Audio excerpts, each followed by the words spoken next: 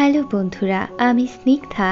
আজকে তোমাদের সাথে এক্সপ্লেন করব ডোমেস্টিক গার্লফ্রেন্ড এপিসোড 6। তো এপিসোডের শুরুতে আমরা রুইকে দেখতে পাই, যে কিনা ফুজিকে বলে, আমি তোমার থেকে একটি ফেভার চাই। তুমি তো এমনিতেই অনেককেই এখন হেল্প করে থাকো। আসলে আমি চাই কোনো একটি ক্লাবে জয়েন হতে, যাতে করে আমার সময়গুলো ভালো যাক। আর তাই আমার তোমার সাহায্যের প্রয়োজন। তুমি তো মোমোকে উইন বানিয়ে খাইয়েছো, কিন্তু কই, জীবনেও তো আমার রান্নার কাজে সাহায্য করনি। তো বুঝতেই পারছো, মানে ফুজির সাথে রুইয়ের এতদিনের পরিচয়, কিন্তু ফুজি মোটেও কোনোদিন রুইকে কাজে সাহায্য করেনি। আর এদিকে সে আরেকটা মেয়ে, যার সাথে তার 2 দিনের পরিচয়, তাকে রান্নাও করে খাওয়াচ্ছে। বাহ, খুব ভালো। আর এই কারণে রুইয়ের অনেক রাগ হয়।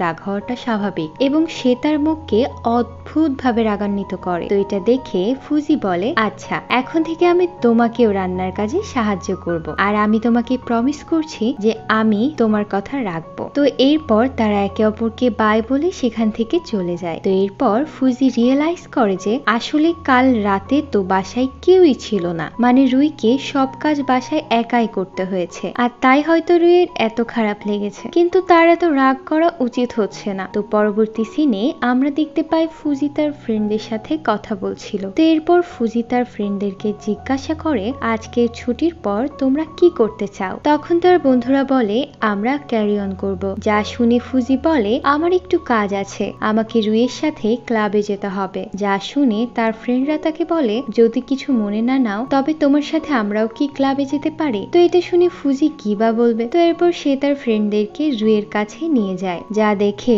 রুই সেই দুজন ছেলেকে জিজ্ঞাসা করে, তোমরা এখানে কি করছো? ছেলেগুলো বলে, আমরা তোমার সাথে ক্লাবে যেতে চাই, আমরা তোমাকে কোম্পানি দিতে এসেছি। তো এরপর রুই তাদেরকে জিজ্ঞাসা করে, আমরা প্রথমে কোন ক্লাবে যাব, স্পোর্টস নাকি কালচারাল ক্লাব? তখন সেই ছেলেগুলো বলে, প্রথমে না হয় আমরা স্পোর্টস ক্লাবেই যাই। তো এরপর তারা সবাই যখন স্পোর্টস ক্লাবে যায়, তখন তারা দেখতে পায় সেখানে মেয়েরা গেম প্র্যাকটিস করছিল। আর এটা দেখে তো ফুজির সেই 2 বন্ধুর চোখ একেবারেই আকাশে উঠে যায়। আসলে এখানে এরা এজন্য এসেছিল, যাতে করে এরা মেয়েদের দেখতে পায়। তোমাদের কি এমন বন্ধু আছে? থাকলে মেনশন করতে একদম ভুলবে না। তো এরপর আমরা দেখতে পাই রুই এবং ফুজি সেই ক্লাবকে নিয়ে ডিসকাস করছিল। আর তখনই হঠাৎ করে রুই খেয়াল করে যে ফুজির সেই 2 বন্ধু সেখান থেকে চলে যাচ্ছে এবং নিজেদের মতো করে এনজয় করছে। যা দেখে ফুজি রুইকে বলে, সরি রুই, কি আর করবে ওরা তো ছেলে মানুষ। তো নেক্সট সিনে আমরা দেখতে পাই ফুজি লিটারেচার ক্লাবে যায়, কিন্তু সেখানে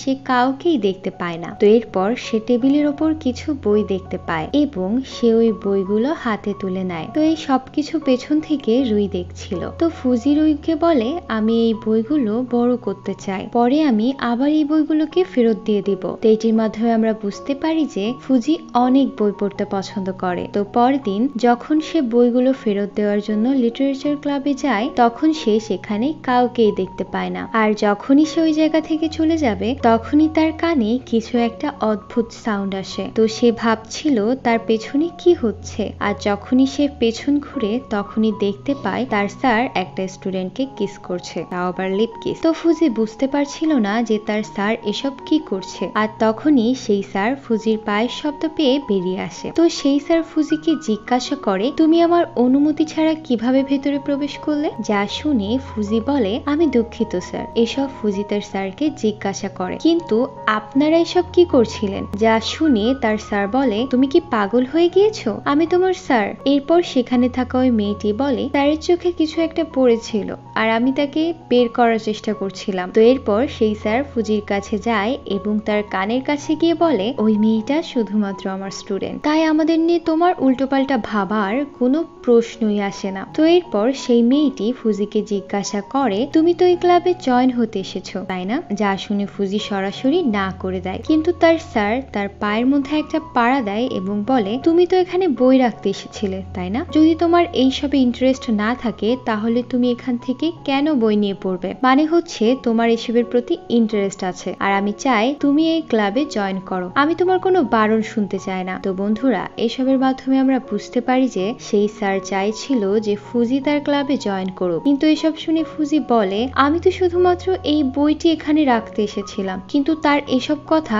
কেউ কানে নেয় না এবং সেই মেয়েটি যার নাম হচ্ছে মিউ সেই ক্লাবের হেড। তো মিউ ফুজিকে বলে তুমিও আজ থেকে আমাদের ক্লাবের একজন মেম্বার। তো এসব শুনে স্যার বলে এটা খুব ভালো একটা বিষয়, এখন থেকে ফুজি তুমিও আমাদের ক্লাব পাবলিকেশন করতে পারবে আর আমাদের উচিত এই ক্লাবে আরো নতুন মেম্বার জয়েন করানো। আর এই কাজের দায়িত্ব আমি তোমার ওপর দিলাম ফুজি, কারণ আমি জানি তুমি এই ক্লাবে নতুন অনেক মেম্বারকে জয়েন করাতে পারবে। তো এরপর আমরা ফুজি এবং মিউকে দেখতে পাই যাদের হাতে কিছু কাগজ ছিল, বলতে গেলে নিউ মেম্বার জয়েন করানোর জন্য একটি ফর্ম পেপার। তো এরপর মিউ যেতে যেতে ফুজিকে বলে আমি আজকে অনেক খুশি কারণ তুমি আমাদের ক্লাবে জয়েন করেছো। আমাদের ক্লাবে শুধুমাত্র আমি আর স্যার ছাড়া আর কেউই নেই, কেউ এই ক্লাবের প্রতি ইন্টারেস্ট দেখায় না। তো এরপর আমরা দেখতে পাই তাদের হাতে যে বিজ্ঞাপন অর্থাৎ অ্যাডভার্টাইজমেন্টের কাগজ ছিল সেটি ভর্তির জন্য তারা তা সকলের মাঝে বিতরণ করার সিদ্ধান্ত নেয়। তো এরপর ফুজি যখন সেই কাগজগুলো বিতরণ করছিল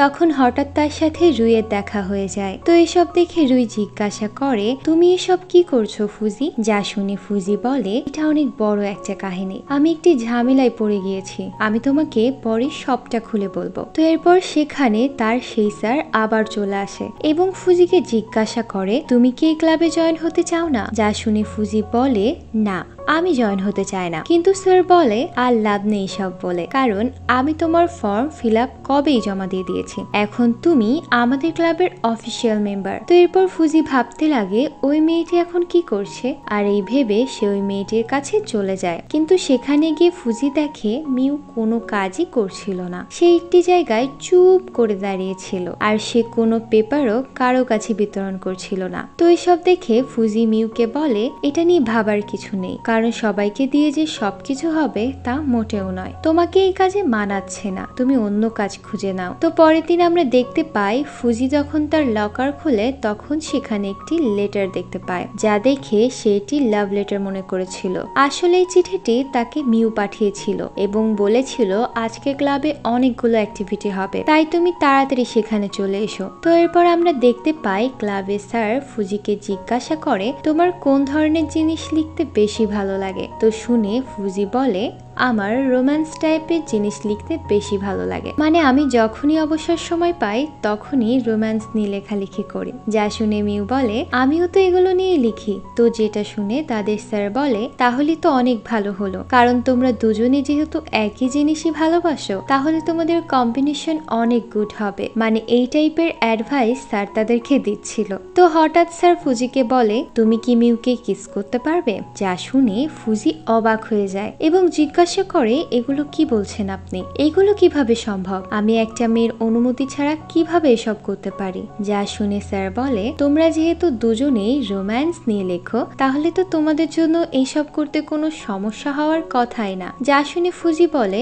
একটি মেয়ের সাথে কোনো কিছু করার আগে প্রথমে তার থেকে অনুমতি নিতে হয়। তখন তার স্যার বলে এতে কোনো সমস্যা নেই, মিউ রাজি আছে। তখন মিউ বলে আমার কোনো প্রবলেম নেই। এরপর ফুজি যখন মিউয়ের কাছে যায় তখন সে লক্ষ্য করে তার চোখ দিয়ে পানি পড়ছে, যা দেখে সে সবটা বুঝতে পারে এবং বলে না আমার দ্বারা এসব সম্ভব না। তো নেক্সট সিনে আমরা দেখতে পাই ফুজি তার বাসায় বসে ড্রয়িং করছিল আর তখনই সেখানে হিনা চলে আসে, যাকে দেখে বুঝতেই পারছো যে ফুজির মনে কি চলতে শুরু করে। তো এরপর ফুজি বলে ওই টিচারের যা করতে মন চাইবে তাই কি আমাদের দ্বারা করাবে নাকি? যা শুনে হিনা বলে তুমি কি কিরিয়া স্যারের কথা বলছো? তার কাজগুলো অনেক নিখুঁত হয়, তাই তার নামে কোনো কমপ্লেইন নেই কারোর। তো এরপর হিনা তার হাতে থাকা খাবারগুলো ফুজিকে অফার করে আর ফুজিও কোনো কথা জিজ্ঞাসা না করে খাবারগুলো খেতে থাকে। তো এরপর রুই ফুজিকে জিজ্ঞাসা করে আমিও কি সেই ক্লাবে জয়েন হতে পারবো? যা শুনে ফুজি বলে না সেই ক্লাব সবার জন্য না। তো পরের দিন আমরা দেখতে পাই ফুজি সেই ক্লাবে যায় এবং সেখানে গিয়ে তার সাথে মিউয়ের দেখা হয়। তো তারা একে অপরের সাথে কাগজে লিখে লিখে কথা বলছিল, কারণ যেহেতু তারা লাইব্রেরিতে ছিল তাই তারা কথা বললে সকলের ডিস্টার্ব হতে পারত। তো কালকে যে বিষয়টি ঘটেছিল কিস নিয়ে যা যা ঘটেছিল সেই সবের জন্য মিউ ফুজিকে ধন্যবাদ দেয়, যার কারণে ফুজি তাকে বলে আমাকে ধন্যবাদ দেওয়ার কিছুই নেই, তোমার স্যার তোমাকে যা বলেছে তাই কি তোমায় সবসময় করতে হয়? যা শুনে মিউ বলে না ঠিক তেমনটি নয়। তো এরপর ফুজি নিজেই সেই স্যারের সম্পর্কে উল্টোপাল্টা কথা বলতে থাকে এবং তারপর সে নিজেই লজ্জা পেতে শুরু করে, মানে আসলেই ফুজি একটা অদ্ভুত টাইপের ছেলে। তো পরের দিন আমরা দেখতে পাই যে ফুজির কাছে রুই এবং মোমো দুজনেই আসে এবং তারা দুজনেই সেই ক্লাবে জয়েন হতে চাইছিল। তো ফুজি মোমোকে বলে, তোমার কি আদৌ কোনো বইয়ের প্রতি ইন্টারেস্ট আছে, নাকি তুমি এমনিতেই ক্লাবে জয়েন হতে চাচ্ছ? তো এরপর আমরা দেখতে পাই যে তাদের দুজনকে নিয়ে ফুজি সেই লিটারেচার ক্লাবে যায়। তো এরপর যখন তাদের দুজনকে মিউ দেখে তখন সে অনেক খুশি হয় এবং ফুজিকে বলে, আমি তো ভেবেছিলাম তুমি একজনকে আনবে, এখন দেখি দুজনকে এনেছো। এরপর মিউ তার পরিচয় দেয় এবং সে বাকিদের সাথেও পরিচিতি হয়। এরপর মিউ মোমোকে দেখে জিজ্ঞাসা করে, তুমি সেই মেয়েটি না যে কিনা অনেক ব্রিলিয়ান্ট, কিন্তু হঠাৎ করে তোমার পড়ালেখা ড্যাম হয়ে গেছে? কিন্তু কিভাবে? যা শুনে মোমো বলে, আসলে আমি যখন কোনো ছেলের সাথে রিলেশন করি তখন আমার পড়ালেখায় অবনতি দেখা দেয়, আর যখনই আমার ব্রেকআপ হয়ে যায় তখনই আমি অনেক একা থাকি এবং ভালো করে পড়ালেখা করতে পারি। মূলত এটাই কারণ আমার হঠাৎ করে অনেক ভালো রেজাল্ট করার এবং হঠাৎ করে অনেক খারাপ রেজাল্ট করার। তো রুইয়ের এসব কিছু ভালো লাগছে না, সে চাইছিল না ফুজির অন্য কোনো মেয়ের প্রতি ইন্টারেস্ট জমাক। তো এরপর সন্ধ্যায় রুই ফোমিয়া যেই বারে কাজ করে সেখানে যায়। তো সেখানে গিয়ে সে বার ওনারের সাথে কি জানি কথা বলতে থাকে। তখন ফোমিয়া তাকে জিজ্ঞাসা করে, তুমি কি কোনো কফি বা অন্য কিছু নিবে? যা শুনে রুই বলে, না, আমার কিচ্ছু ভাল লাগছে না। তো এরপর সেই বার ওনার এবং ফোমিয়া সহ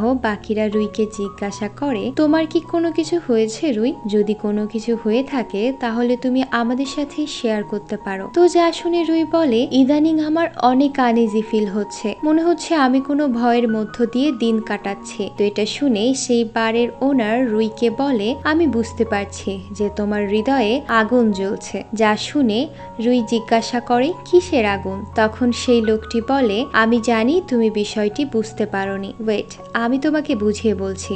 আসলে আমাদের জীবনে দৈনন্দিন অনেক ঘটনা ঘটে, শুধু এইসব ঘটনা তোমার একার সাথে ঘটে না, আমাদের সাথেও এইসব ঘটনা ঘটে, তাই এসব নিয়ে চিন্তা করে কোনো লাভ নেই। অনেক আগে আমার উপর একটি ফ্যামিলি বিজনেস সামলানোর দায়িত্ব পড়ে, কারণ আমি পরিবারের বড় ছেলে ছিলাম। এমনটি নয় যে আমি সেই কাজ করতে পছন্দ করতাম তাই করেছি। তো সেই লোকটির এসব কথাবার্তার মাধ্যমে আমরা বুঝতে পারি যে একসময় সে কোনো একটি গ্রুপের লিডার ছিল, আর সেই সব কথাই সে রুইকে বলছিল, কারণ সে ওই দিনগুলো অনেক মিস করে। তো এরপর আমরা দেখতে পাই ফুজি বাসায় ছিল, আর তখন সেখানে হিনা চলে আসে। হিনাকে দেখে ফুজি জিজ্ঞাসা করে, আজকে তুমি এত তাড়াতাড়ি কিভাবে বাসায় চলে আসলে? তখন হিনা ফুজিকে জিজ্ঞাসা করে, রুই কোথায়? যা শুনে ফুজি বলে, সে একটু আগেই বাইরে গিয়েছে। তো এরপর হিনা ফুজিকে বলে, তোমায় অনেক বেশি ধন্যবাদ, কারণ তুমি আমার এক্স বয়ফ্রেন্ডের কথা আমার বাসার কাউকে বলনি। যা শুনে ফুজি বলে,